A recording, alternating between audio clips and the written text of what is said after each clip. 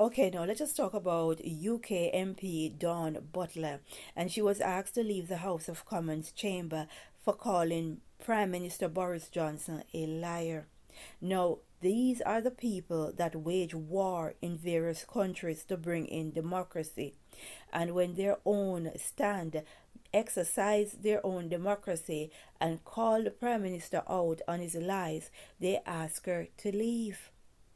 No, you need to ask critical questions. Why is it that she's the only one that is calling out Boris Johnson on his lies?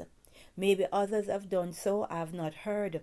Right? Now, this is proof that integrity in politics is not there. This is proof that you people have been betrayed. Right?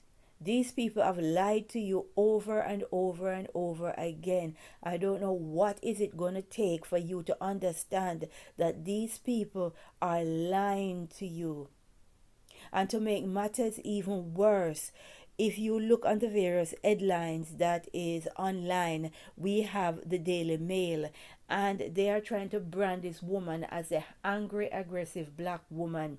Now, let us go through the headline that the Daily Mail is stating. Labour MP Dawn Butler is barred from the House of Commons chamber after repeatedly branding Boris Johnson a liar in an extraordinary rant. Right? Now, had this been a woman from a different ethnic group, they would not be saying she is ranting. They would have said it is a bold speech. She took a stand, right?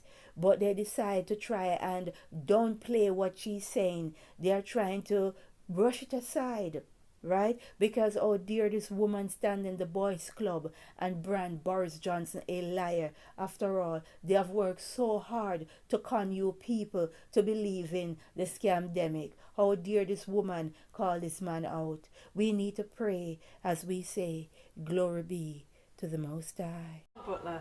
Thank you, Madam Deputy Speaker. Madam Deputy Speaker, during the last 18 months, it has been a tale of the good, the bad and the ugly. The good in that the people of Brent and elsewhere have joined together to form mutual aid groups, religions have come together, found common ground, and strangers are now firm friends. The bad in this government's catastrophic handling of the pandemic, the mixed messages, corruption in plain sight, and the authoritarian laws and erosion of our democracy. And the ugly. Racism has reared its ugly head in society, spurred on by government reports and the hyping up of the culture war and the war on woke. And whilst the NHS was coping with 130,000 people dying from the pandemic, the Prime Minister was making his mates rich. Cronyism is rife, old chums are given jobs regardless of their skill set and some a little bit on the side. This has been one big experiment for this corrupt, authoritarian, racist enabling government, and I'm not scared, Madam Deputy Speaker, of saying it like it is.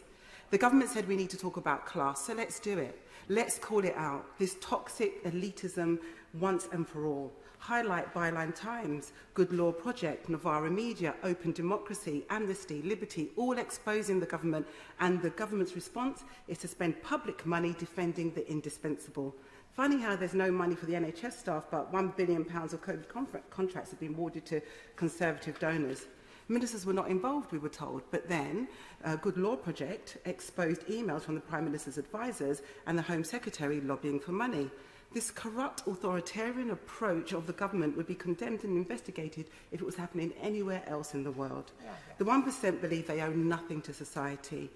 They don't believe in the NHS because they don't support it. But this week I spoke to oral youth writer Manuel Nadim. She wrote, "Let anti-racism be both common logic and law.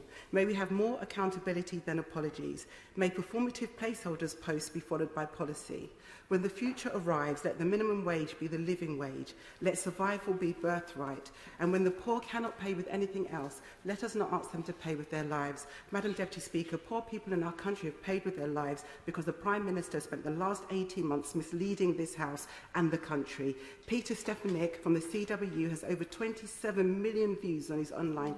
And let me tell you some of them. He highlights that the Prime Minister said the economy has grown by 73%. It's just not true. Reinstated nurses bursary, just not true. There wasn't an app working anywhere in the world, just isn't true. Tories invested 4 billion in the NHS. Not true. The Prime Minister said we have severed the link between infection and serious disease and death. Not only is this not true, Madam Deputy Speaker, but it is dangerous. And it's dangerous to lie in the pandemic. And I'm disappointed that the Prime Minister has not come to the House to correct the record and to correct the fact that he has lied to this House and the country over and over again. Order. I'm sure that the member will reflect on her words just then, perhaps correct the record. Madam Deputy Speaker, what would you rather, a weakened leg or a severed leg? You know, at the end of the day, the Prime Minister has lied to this House time and time again. And it's funny that we get in trouble in this place for calling out the lie rather than the person lying. Order, order, order. Order.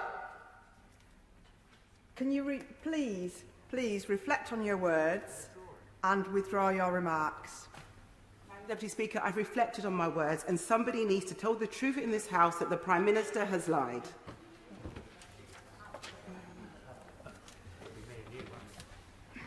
Under the power given me by Standing Order number 43, I order the member to withdraw immediately from the House for the remainder of the